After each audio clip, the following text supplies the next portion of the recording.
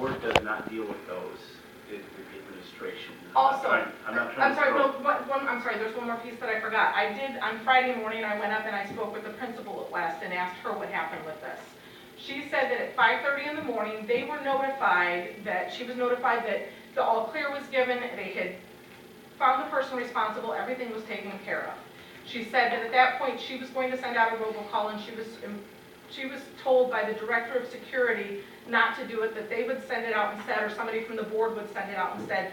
It was taken all out of her hands as far as the notification.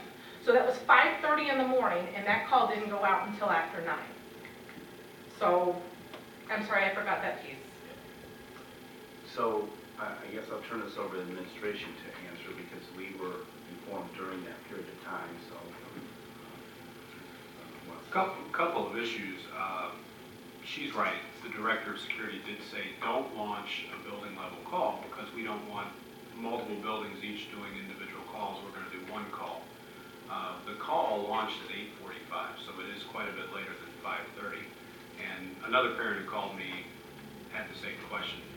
And what I said was, it's tough to balance accuracy versus speed. And as soon as we know there's no threat, I'll err on the side of accuracy versus getting the message out faster and possibly having an incomplete message. So when we got the call completed, it was 8:45, we had launch, and it didn't call the last of the 8,400 and some calls until about 9:42. So it took about 57 minutes or so to complete calling literally everyone. So I wanted to make sure when I made the call that I called all the parents, not only at the two schools, but we had also heard all this stemming from these alleged clown sightings, that there was something maybe in Kenyon as well. Each time we had our school resource officers working with Michelle Marshall check the perimeter, check in the woods, wherever something was supposedly seen, and all of them were proven to be, I guess, fictitious. I found out because of the threat that you mentioned, the night, actually it was Wednesday late. Police and school officials didn't find out till 10:39. I got the call at 12:01 midnight, so right at midnight. And then I worked with Michelle Marshall. By 3:30, they knew it was coming from a computer here, and by 5, they determined that it was a student, a juvenile, who had done this, and that it was not a credible threat. What I didn't want to do at 3:30 or at 5 was launch a call that might yet be incomplete and create more panic. And because I didn't know that there was a lot of Facebook traffic out there that had already possibly stirred up some concern, I wanted to make sure we had all the information when I launched that call, and that call went out at 8:45. So clearly you saw something that was posted The night before. Wednesday afternoon or whenever. This was posted at, well, the screenshot was 1:29 a.m. and then it went up on this was from Instagram. They posted it on the Taylor Events page sometime Friday morning. I mean Thursday morning. I don't know what time. I think the original posting went out Wednesday late. They said it was posted about 10:30 or Right. something. The original post was like 10:30 on Wednesday. So 10:30 on Wednesday, somebody knew something was starting. Sure. And then when this lady posted this on the Taylor Events page, she stated that she had called Taylor Police and was told that they had received over 200 calls and that they were investigating. Right. So the thing is everybody knew something was going on, but this was not communicated to parents. Something, whether you had all of the accuracy or not, something should have been communicated to parents prior to buses picking children up and children starting school on Thursday, so parents could make their own informed decision for their kids' safety prior to dropping them off as to whether or not they wanted to send their kids to school that day. The way this is handled is completely unacceptable.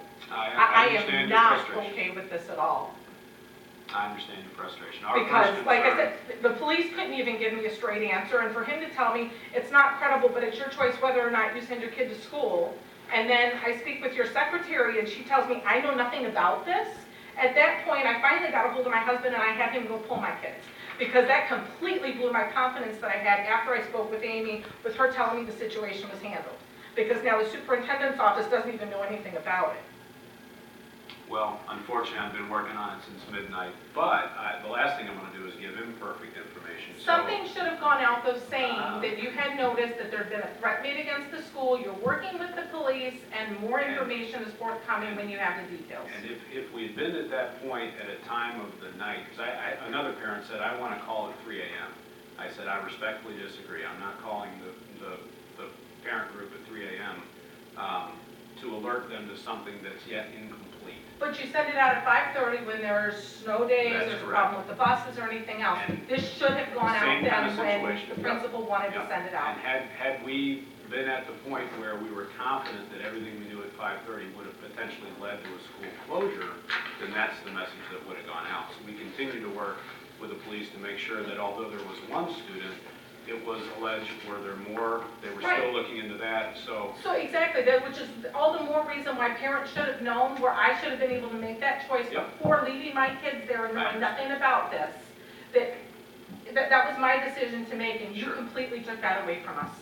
Well, you still have that option, I understand, but I had that option based on nothing at that point. By the time I got this, I was too far away to get back to get my kids before Sure. 9 o'clock when this said it was gonna happen. Yes, you were, and I apologize for that. However, I'm always going to err on the side of making sure that message that goes out is complete, and I'll err on the side of being accurate. Once we know there's no threat to student safety. You knew there was no threat. Yes, I I did. didn't, and many other parents that I spoke with had no idea.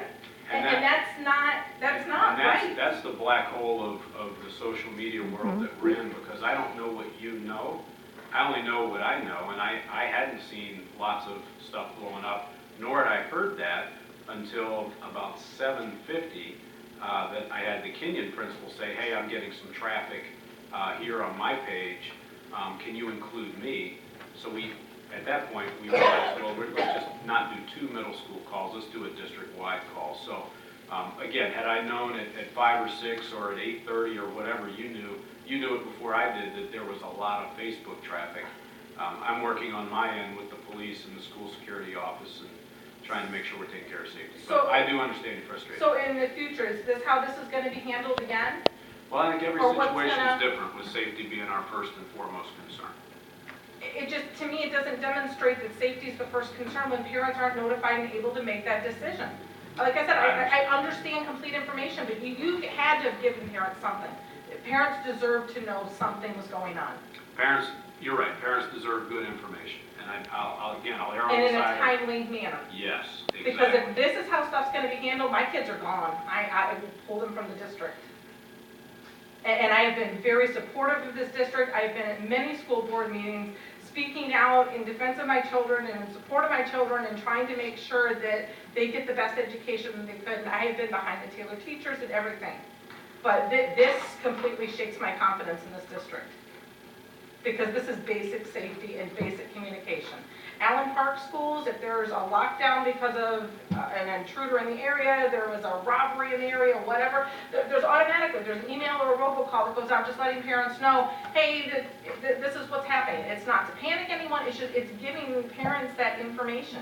Agreed, and had there been a lockdown or had there been a safety concern here at 6 a.m., same thing. But this is a we safety weren't- concern. You knew it was taken care of, we didn't. Well, And but that's, we didn't know what we knew until shortly after 8, so we wanted to make sure that, in fact, there was no threat. But was there any additional information that we could glean that we needed to share? Once we knew there was no threat, again, I understand you didn't know at that moment. and if you still I can didn't know that understand there the was no frustration. threat, then parents absolutely should have known ahead of time. No, we I'm did sorry, know. how does the rest of the board feel on this? Can I chime in on this? Because I'm very I'm upset. a father with children at school. I have 2 kids at Kennedy. And there was a gun incident the same Are day. you asking the board, are you asking the board to make a robocall between midnight and 3 in the morning?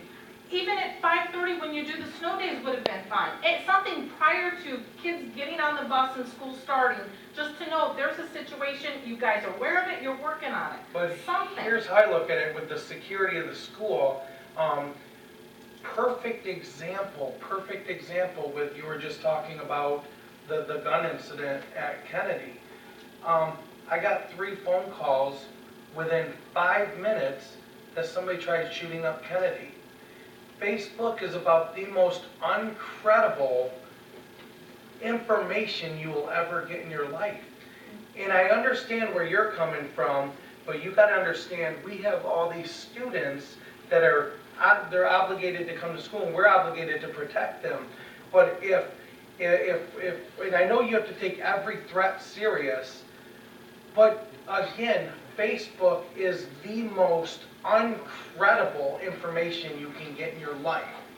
To put a whole district, and this is my point of view on record, to put a whole entire district into a panic at 3 in the morning to 5 in the morning when we are still working, when one, we are told by the police department, our security system, that it is not, it's been addressed, it's been taken care of.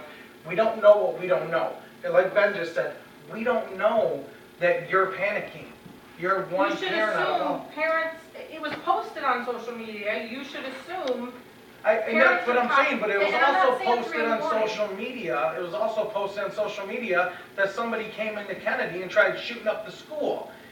And it wasn't even an iota of what happened.